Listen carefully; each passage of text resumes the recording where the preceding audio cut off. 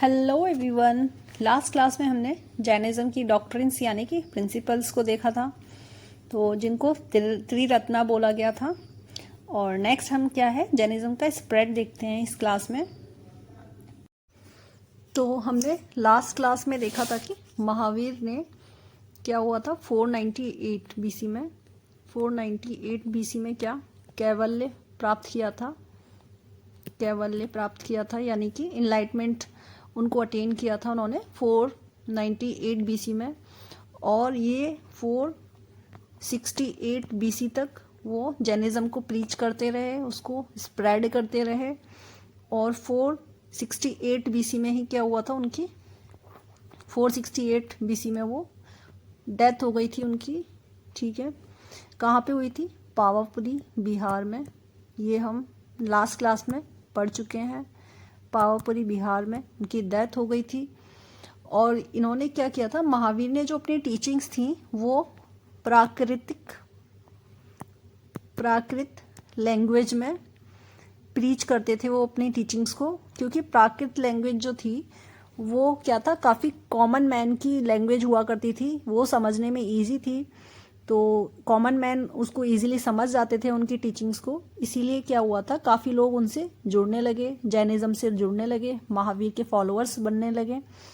और जो फॉलोअर्स थे उनको क्या बोलते थे? संगा बोलते थे। फॉलोअर्स को संगा बोला गया। और इस संगा को कोई भी ज्वाइन कर सकता था, किसी भी बैकग्राउंड से ज्वाइन कर सकता था। और यहाँ क्या था, वुमेन्स को भी अलाउ थी, वुमेन्स इसमें अलाउ थी। और संगा में क्या हुआ था, 11 जो क्लोजेस्ट डिसिपल थे यानी कि शिष्य 11, इसी संगा में क्या थे 11 शिष्य थे जो बहुत ही क्लोज हुआ करते थे इनके महावीर के। उनको क्या बोला गया? गंधाराज बोला गया। और ये जो गंधाराज थे सभी कहाँ के थे? मगध के थे। और क्या थे? ब्राह्मण थे, मगध के ब्राह्मण थे ये सारे जो 11 गंधाराज थे। तो ये गंधाराज थे, इनके कह सकते हैं कि इनका जो रोल था महावीर के बाद जैनिज्म को प्रीच करना, उसको स्प्रेड करना इनका रोल हुआ करता था। तो क्या हुआ था, जब महावीर की डेथ हो गई थी, डेथ के बाद जो जैनिज्म को स्प्रेड करने का काम था इन गंधाराज का ही था। बट महावीर की डेथ से पहले ही क्या हुआ था, इसमें से 11 में से 10 गंधाराज थे, उनकी डेथ हो चुकी थी, वो पहले ही महावीर से पहले ही उनकी डेथ हो चुकी थी। और सिर्फ एक गंधारा थे जो सरवाइव किए थे महावीर के डेथ के बाद। ठीक है, वो थे 11 में से क्या हुआ था 10 थे, उनकी डेथ हो चुकी थी। और सिर्फ एक गंधारा थे जो सरवाइव किए थे महावीर के डेथ के बाद, और उनका नाम क्या था? शुद्धात्मा। ठीक है, शुद्धात्मा थे, ये सरवाइव थे महावीर के बाद। तो बाद में क्या हुआ, और इन महावीर की डेथ के बाद इन्हीं को क्या है, जैन का ठेरा बना दिया गया। ठेरा मतलब गुरु हो सकता है, गुरु बोल सकते हैं, इनको क्या है, ठेरा बना दिया।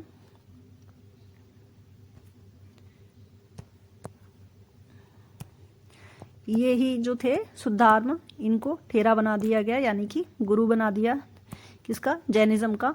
अब क्या था, महावीर के बाद इनके ही ऊपर जो था सारा जितनी भी जिम्मेदारी थी जैनिज्म को स्प्रेड करने की, प्रीच करने की, तो इनके ही थ्रू जैनिज्म को प्रीच किया गया था महावीर के बाद।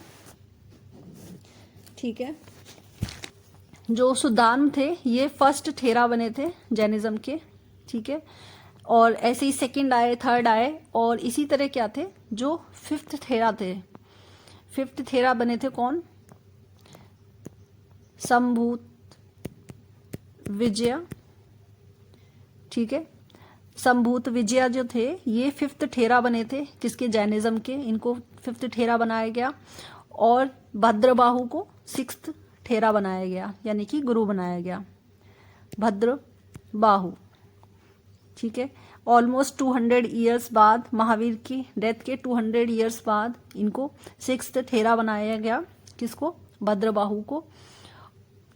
और संभूत विजय जो थे इनके टाइम क्या थे, मगध के राजा कौन हुआ करते थे? धनानंद हुआ करते थे। ठीक है, और भद्रबाहु के टाइम जो मगध के राजा थे वो कौन थे? चंद्रगुप्त हुआ करते थे, चंद्रगुप्त मौर्य, ठीक है। और संभवभूत विजया के टाइम जो थे वो किंग कौन थे मगध के? धनानंद, धनानंद हुआ करते थे, ठीक है। तो क्या था अब, और भद्रबाहु ने क्या क्या क्या किया था? ये जो भद्रबाहु थे इन्होंने क्या किया था? टेक्स्ट, जैन टेक्स्ट जो था, और भद्रबाहु जो थे, भद्रबाहु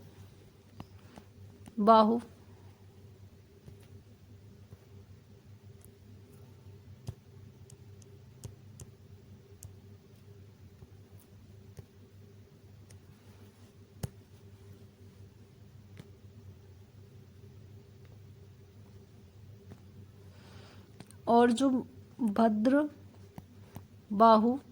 भद्रबाहु जो थे, ठीक है, सिक्स्थ ठेरा जो थे, इन्होंने ही क्या किया था? जो जैन टेक्स्ट था कल्प सूत्र, इसको कंपाइल किया था, यानी कि इसको कल्प सूत्र की रचना की थी इन्होंने, भद्रबाहु ने, ठीक है। और भद्रबाहु क्या किया था? अपने फॉलोअर्स के साथ मगध में ही रहते थे, और ये भद्रबाहु 4th सेंचुरी में अपने फॉलोअर्स के साथ वहां पे रहते थे और जैनिज्म को प्रीच करते थे।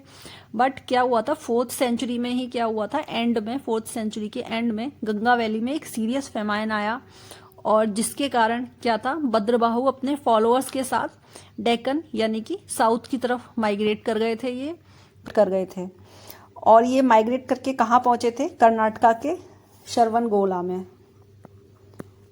श्रवणगोला जो कहाँ था? कर्नाटका में है, ठीक है, कर्नाटका में था, वहाँ पे पहुँचे। और जो जैन फॉलोअर्स जो थे मगध से माइग्रेट नहीं किए थे, वो मगध में ही सेटल थे। और वो क्या था, अब स्थूल बाहु थे, उनके साथ उनके अंडर में जैनिज्म को प्रीच कर रहे थे। और कुछ फॉलोअर्स जो थे भद्रबाहु के साथ कहाँ? श्रवणगोला कर्नाटका में वो माइग्रेट कर चुके थे। तो इस तरह क्या था, जो जैनिज्म था उसका डिवीजन हो चुका था। कुछ जो थे मगध में जो थे सेटल रहे थे, और कुछ थे माइग्रेट कर चुके थे साउथ की तरफ। तो साउथ में जो जैनिज्म था उसको स्प्रेड करने में क्या था, चंद्रगुप्त मौर्य जो थे उनका काफ़ी मेजर रोल रहा था। क्योंकि भद्रबाहु के टाइम क्या था, ये चंद्रगुप्त मौर्य जो थे मगध के किंग हुआ करते थे। चंद्रगुप्त मौर्य मगध के किंग हुआ करते थे। और अब जो था फेमाइन जो थी गंगा वैली में वो स्टार्ट हो गया था, और 12 ईयर्स तक वो फेमाइन रहा था, यानी कि 12 साल तक वो फेमाइन रहा था वहाँ पे मगध की साइड। यानी कि 12 ईयर्स तक वो फेमाइन जो था गंगा वैली में मगध में वो रहा था। और जब 12 साल बाद जब क्या हुआ था, वो फेमाइन जब एंड हुआ, यानी कि 12 साल बाद जो फेमाइन जब ख़त्म हो गया था, तो साउथ में जो भद्रबाहु और उनके फॉलोअर्स ने क्या किया, डिसाइड किया कि वो फिर से मगध जाएंगे और वहीं पे रहेंगे, वहीं पे अपना सेटलमेंट वो अपना स्टार्ट करेंगे। क्योंकि वो मगध से ही आए थे, तो उनको लगा था कि उनको मगध दोबारा लौट जाना चाहिए। तो फिर जब भद्रबाहु जब मगध पहुँचे तो उन्होंने स्टार्ट किया वहाँ से, श्रवणगोला से वो फिर से मगध पहुँचे। तो उन्होंने क्या देखा, वहाँ पे जो जैनिज्म की फ़िलॉसफी थी काफ़ी अलग थी, उनकी फ़िलॉसफी से काफ़ी अलग फ़िलॉसफी वहाँ पे फॉलो की जा रही थी। उनकी फ़िलॉसफी अलग हुआ करती थी, और वहाँ जो मगध में जो थे उनकी फ़िलॉसफी थी काफ़ी अलग थी। तो मतलब दोनों ही जैनिज्म प्रीच कर रहे थे, बट डिफरेंट फ़िलॉसफी के साथ प्रीच कर रहे थे। यहाँ पे जो स्थूलभद्र थे जो मगध में रह गए थे, और उनके फॉलोअर्स जो थे उनको क्या, श्वेतांबर्स बोला गया, ठीक है। श्वेतांबर्स इसलिए बोला गया क्योंकि वो वाइट कपड़े पहनते थे, उनका जो पहनावा था वो वाइट था। और जो भद्रबाहु और उनके फॉलोअर्स थे उनको दिगंबर बोला गया था। और भद्रबाहु जो साउथ से आए थे, यानी कि कर्नाटका से जो माइग्रेट करके आए थे दोबारा से, उनको दिगंबर्स बोला गया, क्योंकि उन्होंने क्या किया था, कपड़ों का त्याग कर दिया था। वो कपड़े त्याग कर चुके थे, क्योंकि ऐसा जो जैनिज़्म की एक फ़िलॉसफी है, जिसकी वजह से उसमें फ़िलॉसफी में ये बोला गया था उनको कि कोई भी चीज़ आप ओन नहीं कर सकते हैं, किसी भी चीज़ पे आप क्या करते हैं, किसी भी चीज़ को अपना नहीं बना सकते हैं, जिसकी वजह से उन्होंने कपड़ों का त्याग कर दिया था भद्रबाहु और उनके फॉलोअर्स ने, और उनको दिगंबर्स बोला गया। ठीक है, तो तब क्या था, इन डिफरेंसेस, ये काफ़ी सारे डिफरेंसेस थे, तो इन डिफरेंसेस को एंड करने के लिए क्या था, उन्होंने सभी ने डिसाइड किया कि सारे ही प्रिंसिपल्स हैं और जो टीचिंग्स है जैनिज़्म की, उसको एक जगह कंपाइल कर देना चाहिए, ताकि लोगों के लिए इजी हो जाएगा ये समझना, जैनिज़्म की फ़िलॉसफी को समझना। अगर एक जगह कंपाइल कर दिया जाएगा तो उन दोनों को ही ये सही लगा कि कंपाइलेशन हो जाना चाहिए उनकी सारी टीचिंग्स का, ताकि आम जो कॉमन मैन है उनको समझने में कोई इन फ्यूचर क्या है प्रॉब्लम ना हो। ठीक है, जैनिज़्म को समझने में प्रॉब्लम ना हो। और फिर क्या हुआ, इसी कंपाइलेशन की वजह से, ये कंपाइलेशन करना था उनको सारी टीचिंग्स का, और फिर क्या हुआ, जैनिज़्म की फर्स्ट काउंसिल स्टार्ट की गई, कब, 300 BC में हुई थी। ठीक है, तो अब हम क्या है, जैन काउंसिल्स देख लेते हैं। हमारी 2 काउंसिल्स हुई थी जैनिज़्म की।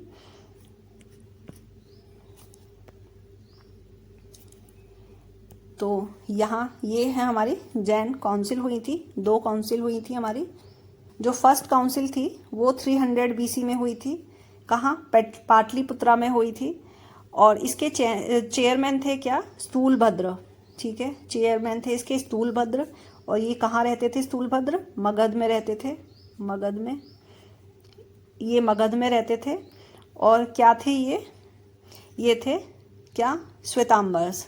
ठीक है, श्वेतांबर्स थे, और इसके पैटर्न कौन थे, चंद्रगुप्त मौर्य इसके पैटर्न थे। यानी कि उस टाइम यहाँ पे किंग कौन हुआ करते थे, राजा थे चंद्रगुप्त मौर्य मगध के।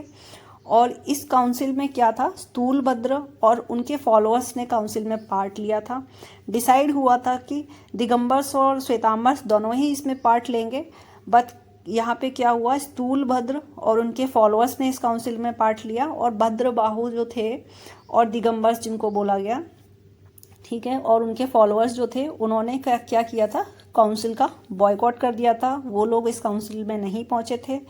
तो इसी तरह फिर क्या हुआ, फर्स्ट काउंसिल में क्या था, सभी टीचिंग्स और प्रिंसिपल्स को 12 स्क्रिप्चर्स में कंबाइन कर दिया गया।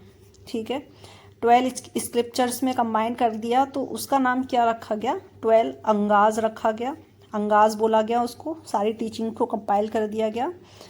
फिर ये हो गई फर्स्ट काउंसिल। देन क्या हुआ 200 साल बाद फिर सेकंड काउंसिल हुई यहाँ पे, 512 AD में हुई थी, हाँ, सेकंड काउंसिल। और ये कहाँ हुई थी, वल्लवी में, ये सेकंड काउंसिल हुई थी वल्लवी में। और इसके चेयरमैन थे देवरधि काशमारामाना। ठीक है, इसके चेयरमैन हुए थे। और इस काउंसिल में भी क्या हुआ था, सिर्फ जो थे श्वेतांबर्स, यानी कि स्थूलभद्र और उनके फॉलोअर्स जो थे, जो फर्स्ट काउंसिल में भी जिन्होंने पार्ट लिया था, सिर्फ वही यहाँ पे उन्होंने ही पार्ट लिया था, स्थूलभद्र और उनके फॉलोअर्स ने ही पार्ट लिया था। और यहाँ पे जो दिगंबर्स थे और भद्रबाहु के जो फॉलोअर्स थे, उन्होंने यहाँ पे पार्ट नहीं लिया था, उन्होंने यहाँ पे बॉयकॉट कर दिया था सेकेंड काउंसिल का भी। और फिर क्या हुआ, यहाँ पे सेकेंड काउंसिल में फाइनली क्या हुआ, 12 अंगाज की फाइनल कंपाइलेशन की गई। ठीक है, 12 अंगाज को फाइनल कंपाइलेशन दिया गया, और साथ ही साथ क्या हुआ, 12 उपांगाज को भी क्या है, कंपाइल किया गया। और ये दोनों ही जो ये कंपाइलेशन थी वो अर्ध मगधी लैंग्वेज में कंपाइल किया गया था। अर्ध मगधी जो थी वहाँ की कॉमन पीपल की लैंग्वेज हुआ करती थी, वहाँ कॉमन पीपल को वो समझ में आती थी, इसीलिए अर्ध मगधी जो लैंग्वेज थी वहाँ पे रखी गई थी, ताकि कॉमन लोगों तक अपनी बात पहुँचा सकें, जो टीचिंग्स हैं वहाँ पे, प्रिंसिपल्स हैं जो जैनिज़्म की, वो पहुँच सकें। और फिर उसके बाद क्या हुआ था, ये सेकेंड काउंसिल के बाद काफ़ी सारे किंग्स आए जिन्होंने जैनिज़्म को पैटर्नाइज़ किया, उसको स्प्रेड किया जैनिज़्म को। ठीक है, तो यहाँ पे इस तरह से जो जैनिज़्म जो था काफ़ी पॉपुलर हो चुका था, क्योंकि ये कॉमन मैन तक अपनी बात पहुँचा पा रहे थे। ठीक है, कॉमन मैन जो थे वो टीचिंग समझ पा रहे थे। ठीक है, तो ये हमारी जैन काउंसिल्स भी हो गई है यहाँ पे। नेक्स्ट है हमारा क्या, जैन लिटरेचर। तो जैन लिटरेचर में क्या था, जो ये हम पढ़ चुके हैं। जो लिटरेचर था श्वेतांबर्स का, वो प्राकृतिक लैंग्वेज में स्टार्ट किया गया था, प्राकृतिक लैंग्वेज में कंपाइल किए गए थे।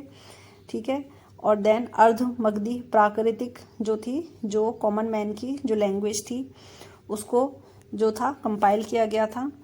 12 अंगास थे, 12 उपअंगास थे, जो हमारी सेकंड काउंसिल में इनको क्या था, कंपाइल किया गया था। इसी तरह 10 क्या थे, परिकरणास थे, और 6 छेदा सूत्रास, और 4 मूल सूत्रास, और 2 सूत्र ग्रंथ थे। तो ये इतने सारे जो टेक्स्ट थे, ये लिटरेचर थे जो जैनिज़्म से रिलेशन है इनका।